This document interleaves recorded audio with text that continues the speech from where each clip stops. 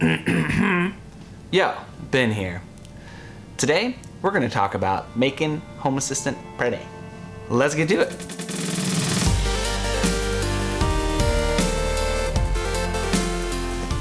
So if you've played with Home Assistant before, then you might know that sometimes the user interface can get a little crazy. If you're like me, you add a ton of components and switches, and then you open the user interface and it's like, bleh. Yeah, it gets a little ridiculous. So in this video, I want to talk about some strategies. Got a frog in my throat. So in this video, I want to talk about some strategies for managing the Home Assistant user interface, primarily by using views, groups, icons, friendly names, and changing the default view. Let's get to it. Again. So, rather than trying to start with my main Home Assistant instance, I want to show you guys how to get started with something a little easier. By the way, if you're curious about how I use views and groups with my main Home Assistant instance, you can check my GitHub page that's linked in the video description. So, my dev instance of Home Assistant is pretty boring. Let me add some components to it so we have something to play with. Because I'm lazy, I'll connect to my Pi using WinSCP. But if you have the time, you should set up file sharing through Samba.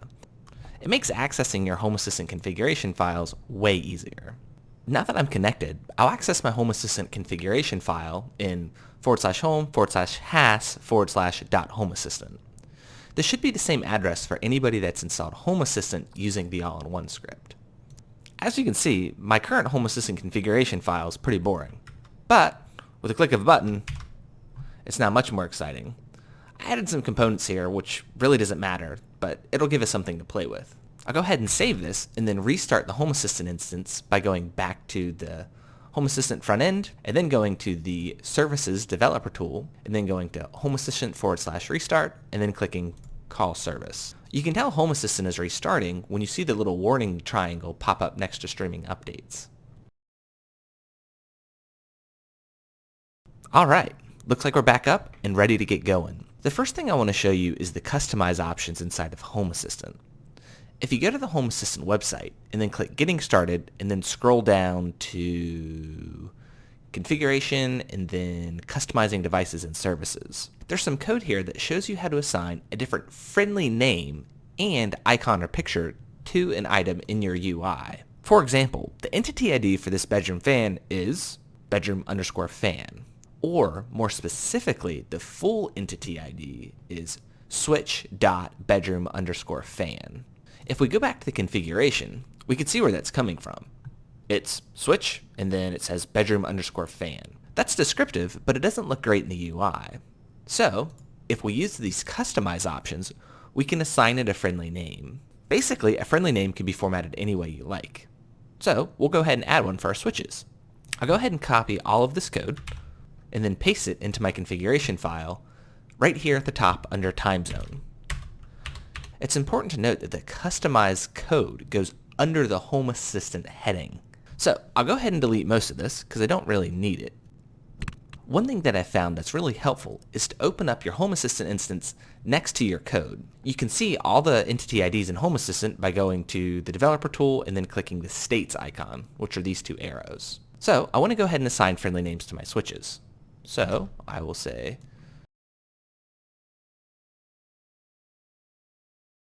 that's a pretty good start there. Now you might be wondering, what is this MDI kettle thing all about? Well, Home Assistant allows you to assign an icon to any of the devices in the UI. It's this thing you see here that's currently a lightning bolt. You can change that icon to any material design icon or an image saved to your Raspberry Pi. I'll show you how to do both. You can see the available MDI icons by going to materialdesignicons.com.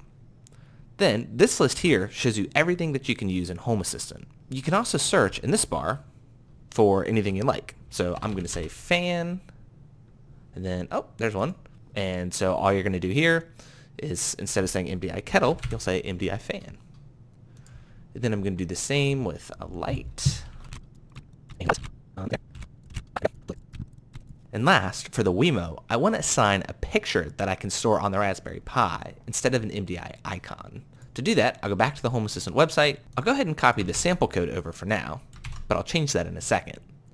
Next, I need to go find the picture I want to use. So,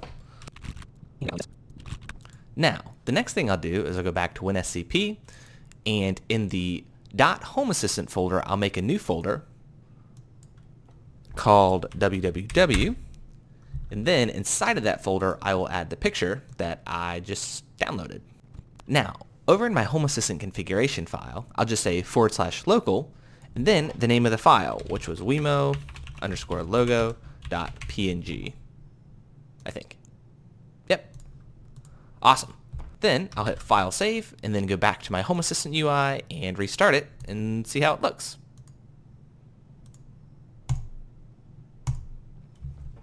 Okay, that's a great place to start. So the next thing I want to look at are these badges up here.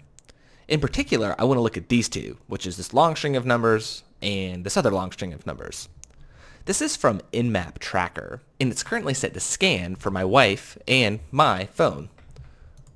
But this is kind of ugly, and it's ugly for two reasons. One, I can't figure out what this is. And two, when I look under my entity IDs, it's this nasty string of letters that means nothing to me. So, I'm actually going to do two things. First, I'm going to change the entity ID. That'll make it easier when I'm creating automations or scripts. And then I'm going to give them a friendly name. This next bit really only applies to device trackers because it assigns those entity IDs a little bit differently than other devices. So in the .home assistant folder, there's a file called knowndevices.yaml. If I open that, I can see those two strings of numbers. And with it, I see the MAC address from my and my wife's phone. What I'll do first is take this first string of numbers and change it to something a little bit more friendly. So this first MAC address is for my phone, and then the second one is for my wife's phone. It's also worth noting here that you can assign a friendly name and a picture right here from known devices. You could also do this using the customize options that I showed you earlier. There's some redundancy here, so you can do it anywhere you'd like. I typically just add that information here. So I'll say Ben and Kaylin, and I will assign pictures that I put into my folder. All right, then I'll go ahead and hit save. Before I restart Home Assistant, I'm going to go ahead and turn off this introduction text. I've seen it a lot. I'll go ahead and hit save that, and then I'll restart Home Assistant again. And sweet, we're back up. Well, kind of. The Wemo takes a second to come back on. But as you can see, now the friendly name is Ben and Kaylin. And then if I check the entity IDs, it's Ben_6P and Kaylin_6P.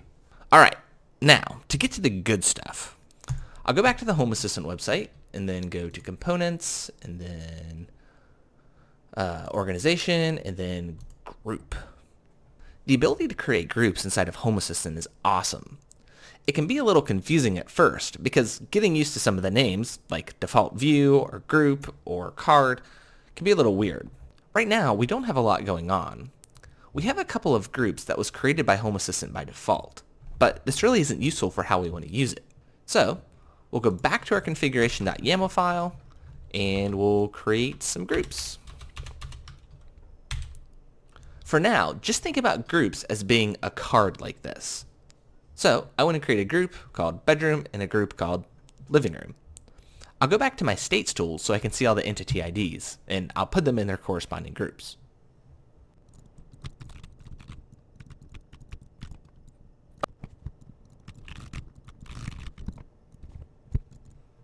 All right, that looks pretty good there. I'll go ahead and hit File Save, and then restart Home Assistant and see what it looks like. All right. So we're mostly back up here, still waiting for the Wemo, but as you can see, it looks a little bit better. Now I've grouped my switches into things that kind of make sense. So I have my bedroom stuff all here and my living room stuff here. But it's still not perfect. What I'd like to have are some tabs across the top. This is where things get just a little bit funny. Going back to my configuration file, I'll create a little note here for myself, and I'll say views, and then down below, I'll say groups. I think of groups as being the cards and views as being the tab.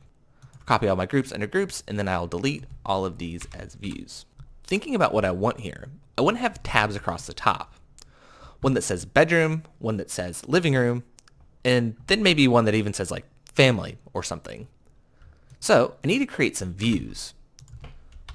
To do that, I'll create some code that looks basically like this. But instead of saying switch, I'm going to tell it what cards or groups I want in that view. So I'm going to say group.bedroom. Now, I can't have two groups called bedroom. Like, I have one here that is a card, basically, and then one here that's a tab. So I'll call my view bedroom_view, and then we should be okay. To signify that it's a view, I'll add the code view : yes. What this is telling Home Assistant is that you want this to display as a tab. For the view, I'll assign groups or other entity IDs that I want to be underneath of that. So let me create another one for the living room. And then I will link it to group.livingroom, which is referring to this set of entity IDs. But then underneath of it, I'm going to add a couple more things. For example, I'll add my Chromecast, which is called Media Player BCRCC. And let's see, is there anything else I want to put in there? I don't think so. And let me create one last view. I'm going to call this family.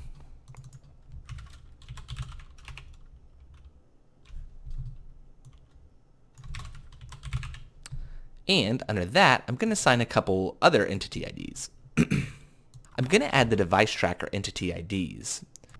That will put these two buttons that are on the top of the default view into that tab. I'll also add this input select over there.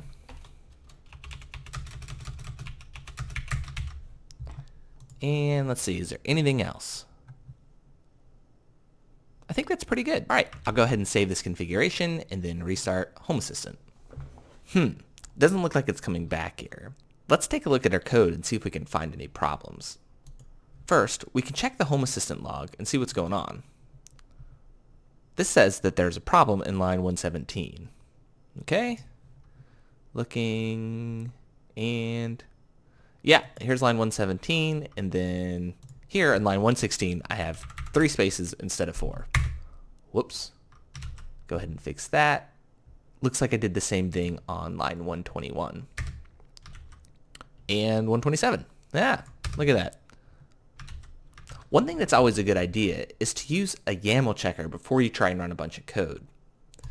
A great one is called yamolint.com. You can paste your configuration file and then hit go, and it'll check to see if there's any syntax errors in it. It's super handy. Now that we fixed those problems, we have to restart Home Assistant. The front end is dead, so I'll have to do it the more manual way and open PuTTY, and then log in, and then I'll just say sudo reboot. Yeah, so Home Assistant's back up, and our tabs are there. That's great. So inside of this view, called bedroom_view, you can see the following group, group.bedroom, which I defined down here, which has these 3 entity IDs in it. If I look at the view living room, which is here, you can see that it contains the group called group.livingroom, which we defined here, and my Chromecast, which has the entity ID media_player.bcrcc. And then, last but not least, we'll look at the family view, and it has the 2 buttons for the device tracker and the input select for my status. All right, that's pretty good. I'm happy with a lot of this. This is a lot better having these tabs. It really helps me find the things that I'm looking for quickly. But let's get fancy here. There's a couple things I don't like. For example, this script is not something that I would probably use often. And really, the only time I'd use the script is if I was calling it in an automation. So you can actually hide things from the UI by going back to the customize text, adding the entity ID, and I'll say script.test_script, and then underneath of that, I will say hidden, and then yes. Oops, forgot my colon here. All right, that'll hide that from the front end. The next thing I want to do is to move these two badges down into a card. To do that, I'll create a new group, and I will call that group, nope, I'm going to call that environment. And then I will assign those two entity IDs. And those are, and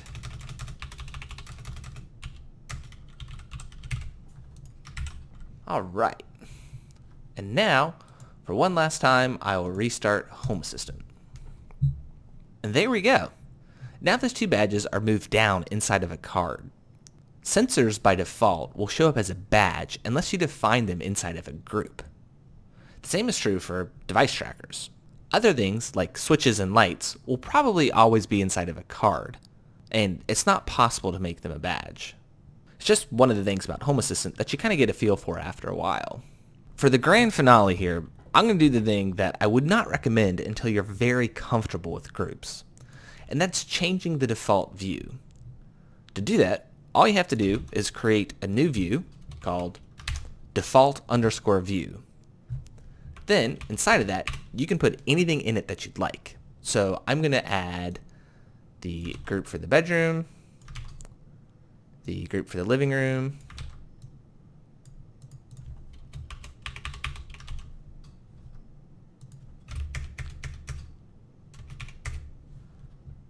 and then I'll also add the two device trackers. And now, I'll go ahead and hit save and restart Home Assistant again. All right, Home Assistant is back up. And there we go. Now the default view when you first log into Home Assistant will contain all of the things that you define under default_view. You'll notice that that group for our environmental sensors is gone. In fact, you can't see it anywhere in the UI, which is why I wouldn't recommend using a default view until you're really comfortable for accounting for all of your entity IDs. It's easy to lose stuff forever. And like I said, you won't even know they're gone until you look under the developer tool and notice that there's entity IDs that you should be able to see that you can't see at all. So yeah, that's basically how you get started with groups inside of Home Assistant. So I hope this video can help some of you guys get started organizing Home Assistant. It can definitely get crazy, but having a pretty user interface is awesome. And most importantly, that makes it easier to show off. So there's that.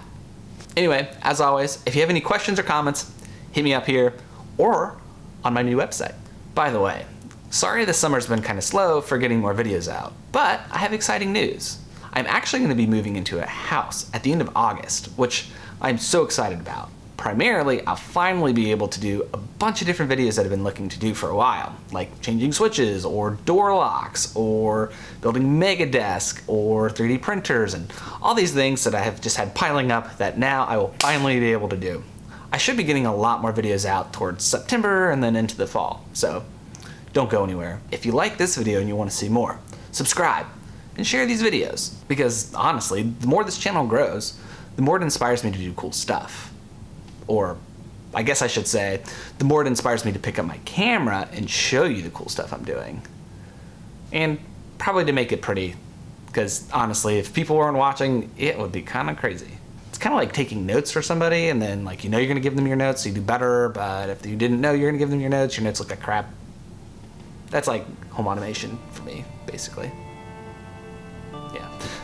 Anyway, as always, happy automating. Cheers.